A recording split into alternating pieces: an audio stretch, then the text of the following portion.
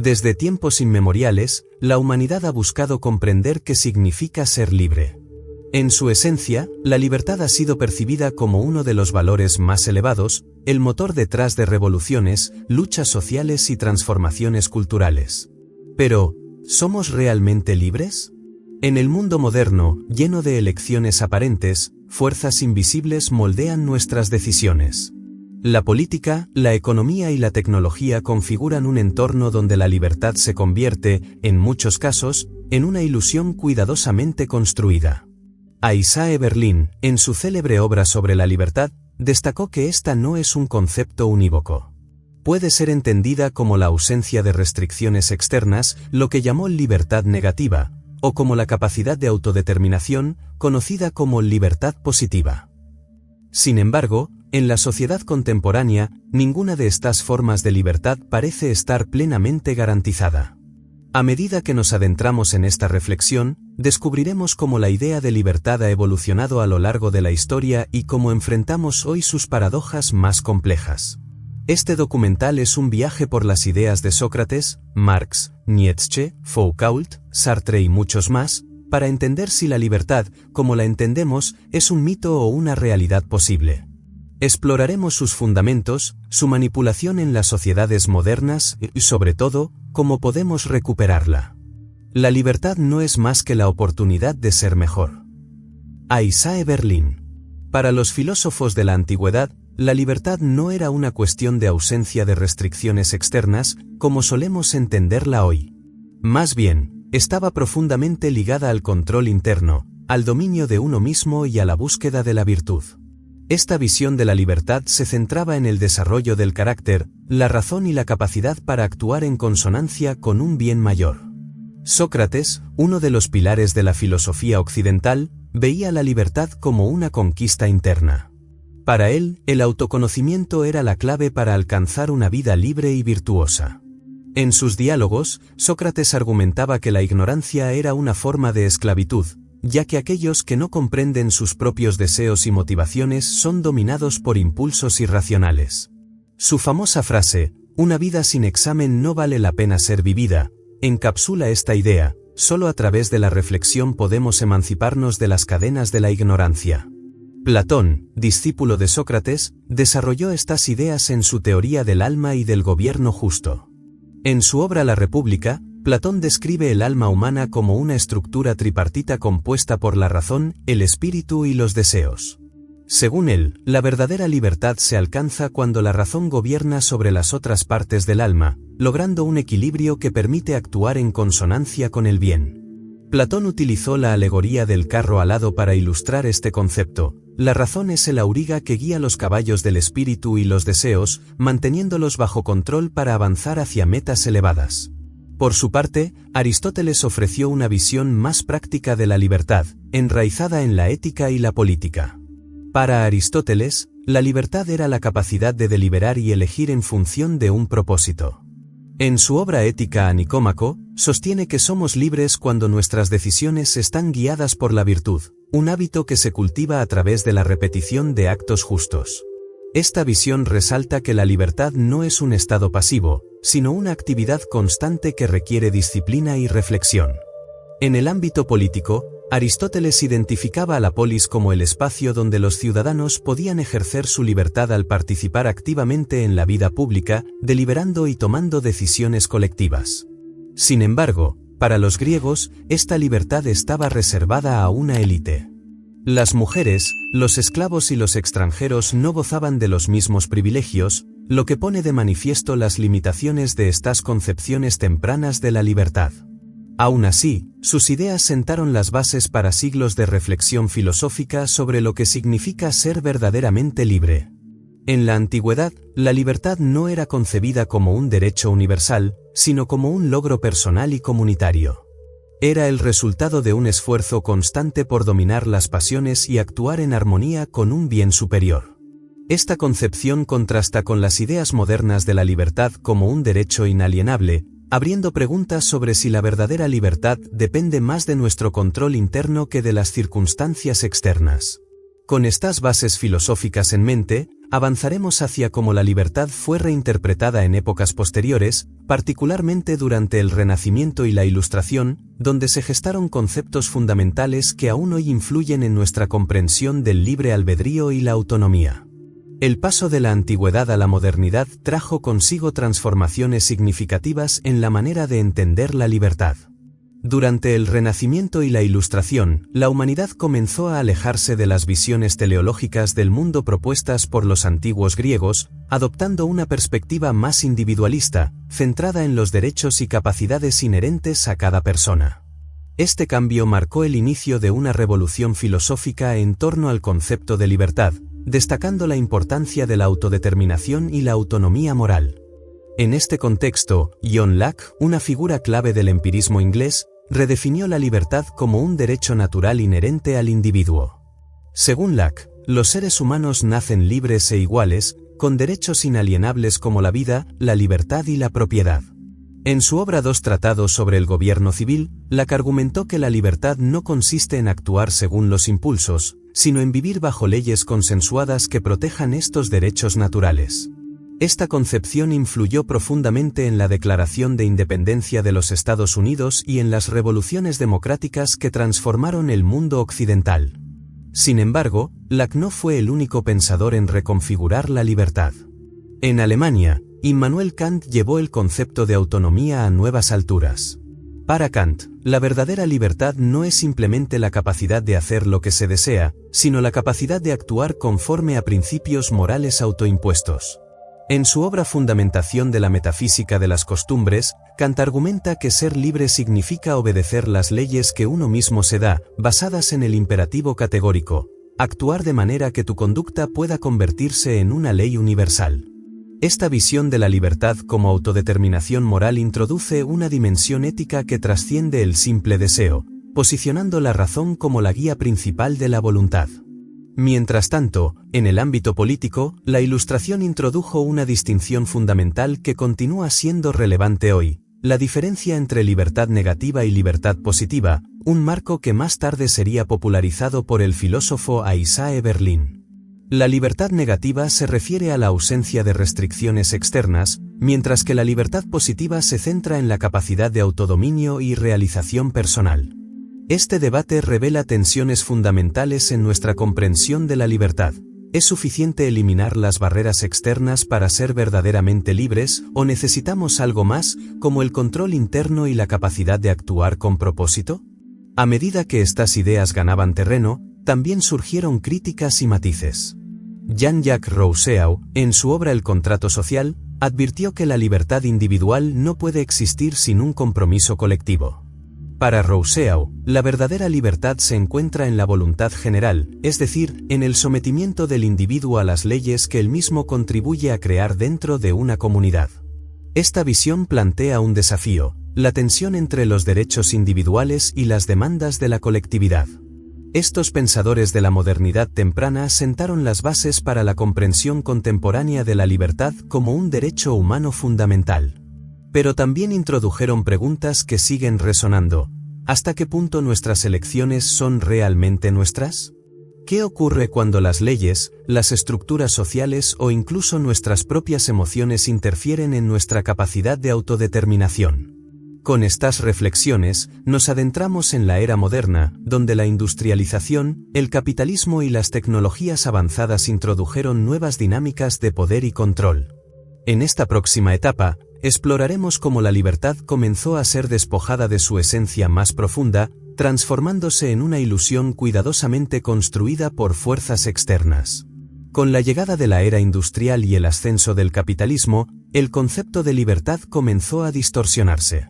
Aunque se proclamó como un derecho fundamental, la libertad quedó cada vez más atrapada en estructuras económicas y sociales que condicionaban profundamente las decisiones individuales.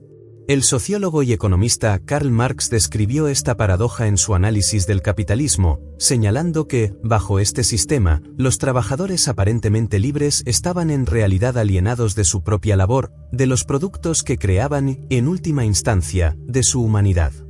Marx sostenía que la alienación se manifestaba cuando el individuo perdía el control sobre su trabajo, viéndose reducido a una herramienta dentro de un sistema diseñado para maximizar el beneficio de otros. Aunque los trabajadores podían elegir empleos o cambiar de patrón, estas elecciones eran superficiales, ya que las condiciones estructurales permanecían intactas. Esta crítica revela cómo la libertad negativa, la ausencia de restricciones inmediatas, puede coexistir con una profunda falta de libertad positiva, donde las personas no tienen un control real sobre sus vidas. Más tarde, en el siglo XX, Michel Foucault amplió este análisis al mostrar cómo las sociedades modernas habían perfeccionado métodos sutiles de control. En su obra Vigilar y castigar, Foucault describe cómo las instituciones, desde las cárceles hasta las escuelas, operan como dispositivos de disciplina que moldean el comportamiento humano. Este poder no se ejerce a través de la fuerza, sino mediante la vigilancia y la normalización. La famosa metáfora del panóptico, una prisión donde los reclusos son visibles en todo momento sin saber cuándo están siendo observados, ilustra cómo las sociedades modernas internalizan el control. Según Foucault, este poder invisible reduce a los individuos a sujetos dóciles, incapaces de ejercer su libertad de manera auténtica. En la misma línea, el filósofo contemporáneo Byung-Chul Han analiza cómo la libertad ha sido transformada en una herramienta de autoexplotación en la sociedad del rendimiento. En su obra Psicopolítica, Han argumenta que, en las sociedades neoliberales, ya no es necesario un poder coercitivo externo, las personas se convierten en sus propios opresores. Impulsados por ideales de productividad, éxito y mejora constante, los individuos trabajan sin descanso, creyendo que están actuando libremente cuando en realidad están cumpliendo las expectativas del sistema. Esta forma de autoexplotación, más eficaz que cualquier forma de opresión tradicional, destruye la capacidad de reflexión y erosiona la libertad genuina. A estas dinámicas de control económico y social se sumaron los avances tecnológicos, que introdujeron nuevas capas de condicionamiento. En el siglo XX, Marshall McLuhan advirtió que los medios de comunicación no solo transmiten información, sino que transforman la manera en que percibimos y pensamos. En el siglo XXI, esta idea se materializó plenamente con las redes sociales y las plataformas digitales, donde los algoritmos moldean nuestras decisiones sin que seamos conscientes de ello. Según Shoshana Zuboff, en su obra La era del capitalismo de vigilancia, estas tecnologías convierten a los individuos en fuentes de datos que pueden ser analizados y manipulados para predecir y controlar sus comportamientos. Así, las elecciones personales, que parecen libres, están cada vez más determinadas por sistemas diseñados para maximizar la atención y el consumo. La libertad en el mundo moderno, entonces, se ha convertido en una ilusión cuidadosamente construida. Aunque vivimos en un entorno donde aparentemente podemos elegir entre una infinidad de opciones, estas elecciones están profundamente condicionadas por fuerzas económicas, tecnológicas y culturales que moldean nuestras preferencias y limitan nuestras posibilidades. Esta ilusión plantea una pregunta inquietante: si nuestras decisiones están tan condicionadas, ¿puede hablarse realmente de libertad? En esta etapa de nuestro análisis, se hace evidente que la libertad, tal como ha sido entendida tradicionalmente, enfrenta desafíos sin precedentes.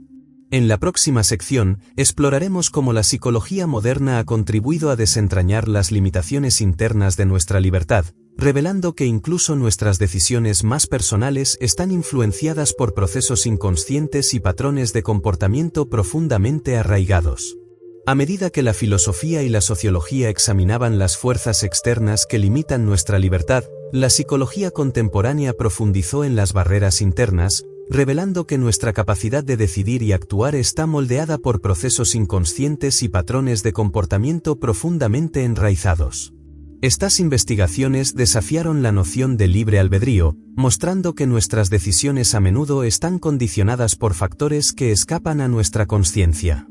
Sigmund Freud, el padre del psicoanálisis, introdujo una visión revolucionaria de la mente humana, dividiéndola en tres partes principales: el ello, el yo y el superyo. Según Freud, el ello representa nuestros impulsos instintivos y deseos inconscientes, mientras que el superyo es la internalización de normas sociales y valores morales, y el yo actúa como mediador entre ambos. En este modelo, la voluntad consciente no es completamente autónoma, sino que está atrapada en un constante conflicto entre estos tres componentes.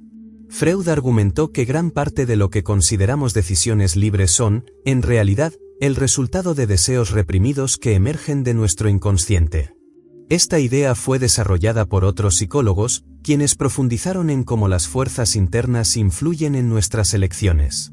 Carl Jung, por ejemplo, amplió el análisis de Freud al introducir el concepto de inconsciente colectivo, una serie de arquetipos y patrones compartidos por toda la humanidad que influyen en nuestra percepción y comportamiento.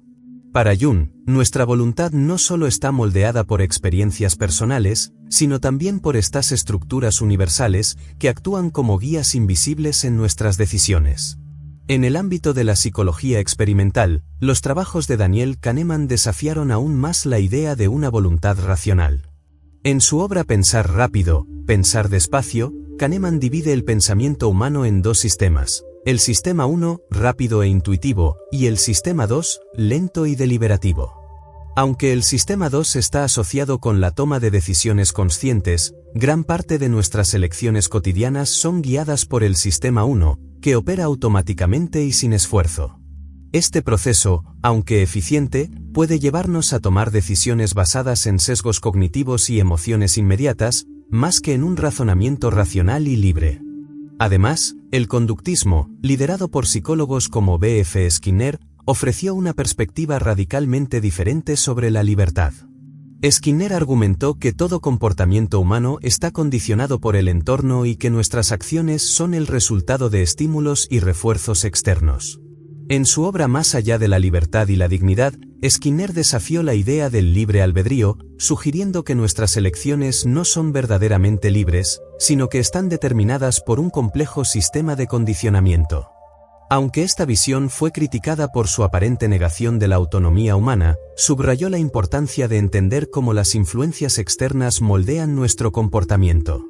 Estos descubrimientos no solo revelaron las limitaciones de nuestra libertad interna, sino que también ofrecieron herramientas para comprender cómo podemos recuperar cierto grado de control. Por ejemplo, la terapia cognitivo-conductual, TCC, basada en el trabajo de pioneros como Aaron Beck, enseña a las personas a identificar y modificar patrones de pensamiento automáticos que influyen en sus emociones y comportamientos. Esta práctica muestra que, aunque nuestras decisiones estén condicionadas, podemos intervenir conscientemente para cambiar nuestros hábitos y responder de manera más deliberada. El mensaje clave de la psicología moderna es que la libertad interna no es un estado natural, sino un esfuerzo continuo por superar las influencias inconscientes, los sesgos cognitivos y los condicionamientos externos. Esta lucha por el control interno se vuelve aún más relevante en un mundo donde las tecnologías y las estructuras sociales parecen diseñadas para explotar nuestras vulnerabilidades psicológicas. En este punto, queda claro que tanto las fuerzas externas como las internas juegan un papel crucial en la erosión de nuestra libertad. En la siguiente sección, exploraremos cómo estas dinámicas se manifiestan con mayor intensidad en la era digital, donde las plataformas tecnológicas y los algoritmos han llevado el condicionamiento de la voluntad humana a niveles sin precedentes. En el siglo XXI, la revolución digital ha transformado la forma en que interactuamos con el mundo, expandiendo aparentemente nuestras opciones y posibilidades. Sin embargo, detrás de esta aparente expansión de la libertad se esconde un sistema profundamente estructurado para moldear nuestras elecciones y dirigir nuestro comportamiento. Las plataformas digitales y las tecnologías de vigilancia han introducido nuevas formas de condicionamiento, llevando el control de la voluntad humana a niveles sin precedentes. Las redes sociales, diseñadas inicialmente como herramientas para la conexión y el intercambio, se han convertido en mecanismos de manipulación sofisticados. Shoshana Zuboff, en su obra La era del capitalismo de vigilancia, argumenta que estas plataformas no solo registran nuestros datos, sino que los utilizan para predecir y moldear nuestro comportamiento. Cada clic, cada interacción y cada preferencia son registrados y analizados por algoritmos que buscan maximizar nuestro tiempo de atención.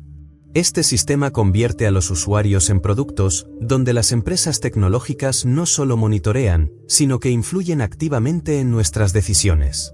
Este fenómeno crea una ilusión de libertad, Mientras creemos estar eligiendo libremente qué contenido consumir, qué comprar o cómo interactuar, nuestras elecciones están cuidadosamente condicionadas por sistemas diseñados para guiarnos hacia determinados resultados.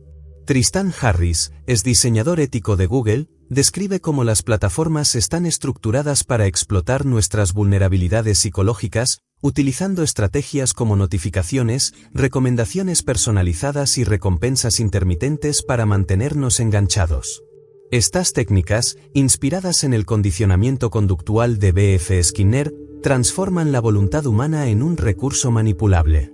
La era digital también plantea preguntas profundas sobre nuestra percepción del tiempo y la atención. Armut Rosa, en su análisis sobre la aceleración social, argumenta que las tecnologías modernas han comprimido nuestro tiempo, creando una sensación constante de urgencia y saturación. En este entorno, la voluntad se fragmenta, incapaz de concentrarse en objetivos a largo plazo. La necesidad de gratificación inmediata, alimentada por los ciclos rápidos de las redes sociales, erosiona nuestra capacidad de tomar decisiones deliberadas y conscientes. Además, la personalización algorítmica ha creado un fenómeno conocido como burbujas de filtro, donde los usuarios son expuestos únicamente a contenido que refuerza sus creencias y preferencias existentes.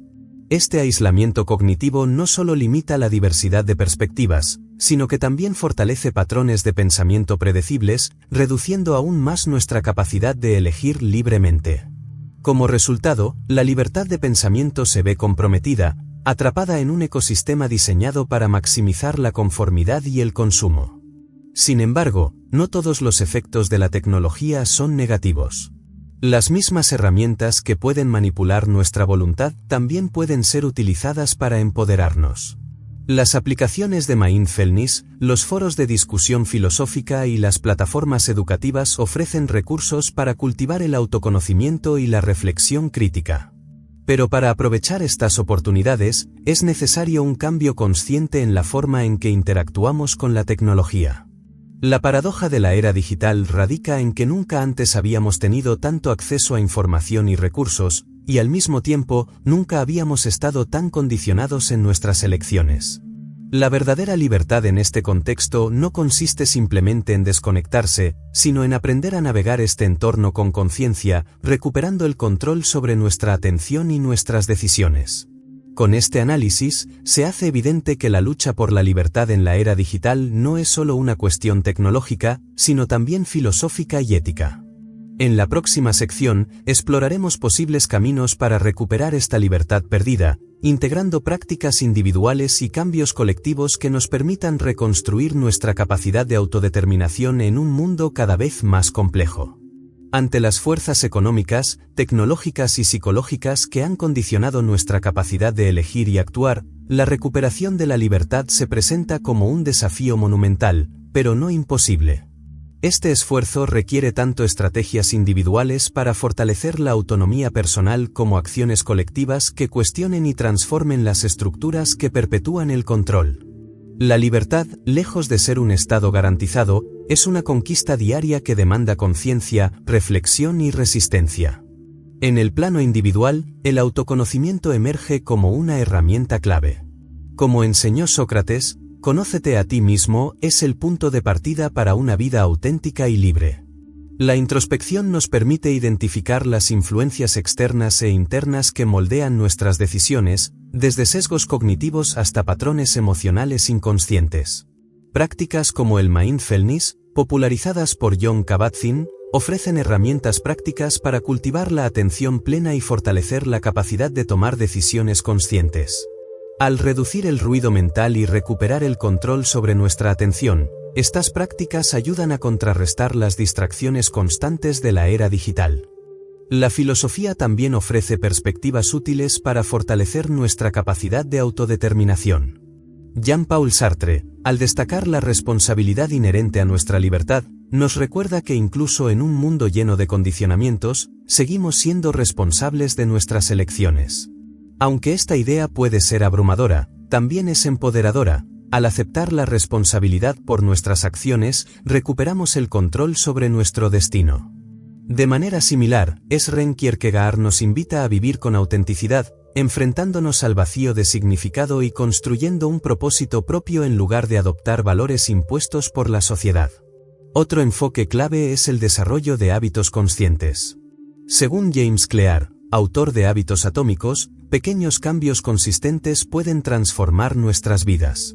La construcción de hábitos saludables refuerza la capacidad de ejercer nuestra voluntad, superando la inercia y las influencias externas. En lugar de depender únicamente de la motivación, Clear propone sistemas que alineen nuestras acciones diarias con nuestros objetivos a largo plazo, fortaleciendo nuestra autonomía de manera incremental. En el ámbito colectivo, es esencial reformar las estructuras que perpetúan la manipulación y la alienación. Esto comienza con una regulación más estricta de las grandes corporaciones tecnológicas y sus prácticas de explotación de datos. Movimientos como el diseño ético, liderados por figuras como Tristan Harris, abogan por un rediseño de las plataformas digitales para priorizar el bienestar humano sobre los beneficios corporativos. Esto incluye la transparencia en el uso de algoritmos, la eliminación de tácticas de adicción digital y la promoción de interacciones más significativas. La educación también desempeña un papel fundamental en la recuperación de la libertad. John Dewey defendió que la educación debe ir más allá de la transmisión de conocimientos y enfocarse en el desarrollo de ciudadanos críticos y autónomos. Los sistemas educativos actuales, con su énfasis en la memorización y los resultados medibles, deben transformarse en espacios donde se fomente el pensamiento crítico, la creatividad y la reflexión ética. Una población educada en estas habilidades estará mejor equipada para resistir la manipulación y ejercer su libertad de manera consciente. Finalmente, las comunidades pueden ser un refugio donde la libertad se fortalezca. En un mundo cada vez más individualista, las conexiones humanas auténticas ofrecen un espacio para el apoyo mutuo y la resistencia colectiva. Sociólogos como Robert Putnam han destacado cómo el capital social, basado en la confianza y la cooperación, puede contrarrestar el aislamiento y fomentar la acción colectiva. Las comunidades no solo proporcionan un sentido de pertenencia, sino que también actúan como plataformas para el cambio social, desde movimientos locales hasta iniciativas globales. La recuperación de la libertad no es un esfuerzo aislado, sino un proceso continuo que requiere tanto introspección personal como transformación social. Es un camino que exige resistir las fuerzas que nos condicionan, construir hábitos y valores alineados con nuestros principios, y unirnos en comunidades que promuevan la autonomía y la autodeterminación. En la sección final, sintetizaremos estas ideas para proponer una visión inspiradora y práctica sobre cómo vivir con mayor autenticidad y libertad en un mundo que constantemente intenta arrebatárnoslas. A lo largo de este recorrido hemos desentrañado las múltiples capas que configuran nuestra noción de libertad, desde los fundamentos filosóficos de la antigüedad hasta los desafíos tecnológicos y sociales del presente. Hemos descubierto que la libertad, lejos de ser un estado natural o garantizado, es un campo de batalla en el que convergen fuerzas externas e internas que intentan moldearnos. Sin embargo, también hemos identificado herramientas y estrategias que pueden ayudarnos a recuperar y fortalecer nuestra capacidad de autodeterminación. La libertad no es solo la ausencia de cadenas externas, como sostenía la visión clásica de la libertad negativa. Tampoco es únicamente la capacidad de actuar conforme a principios autoimpuestos, como defendía la libertad positiva. En el mundo contemporáneo, la libertad debe ser entendida como una práctica dinámica, una conquista que exige vigilancia constante, reflexión y acción deliberada. Es la habilidad de identificar y resistir las influencias que nos condicionan, y de construir un sentido propio en medio de un entorno saturado de ruido, distracciones y expectativas impuestas. Viktor Frankl, al reflexionar sobre sus experiencias en los campos de concentración, dejó una de las lecciones más profundas sobre la libertad. Aunque no podemos controlar todas las circunstancias externas, siempre podemos elegir nuestra actitud frente a ellas. Esta capacidad de elección, por pequeña que sea, es el núcleo de la libertad humana. En un mundo donde las decisiones parecen cada vez más condicionadas por algoritmos, sistemas de vigilancia y estructuras económicas, esta reflexión cobra una relevancia renovada. A nivel individual, recuperar la libertad implica emprender un viaje hacia el autoconocimiento y la disciplina. Esto no significa aislarse del mundo, sino aprender a interactuar con él de manera consciente y deliberada. La introspección, la práctica de hábitos conscientes y el fortalecimiento de nuestra atención son pasos esenciales en este proceso.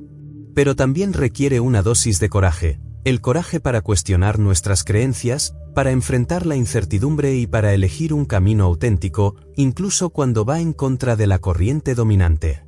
En el ámbito colectivo, la lucha por la libertad requiere la construcción de nuevas narrativas y estructuras que prioricen el bienestar humano sobre el control y la explotación. Esto incluye desde iniciativas para rediseñar las tecnologías que usamos hasta movimientos sociales que desafíen las dinámicas de poder que perpetúan la alienación.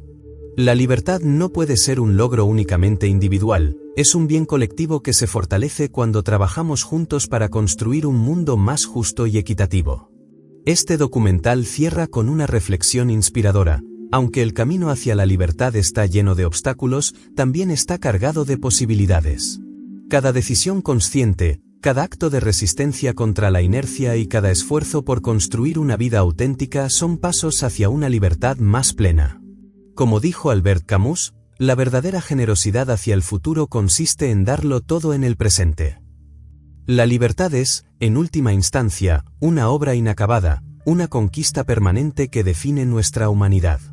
En un mundo que intenta arrebatárnosla de múltiples maneras, el mayor acto de resistencia es reclamarla, cultivarla y vivirla con propósito. La libertad no es nada más que una oportunidad para ser mejor. Isaiah Berlin.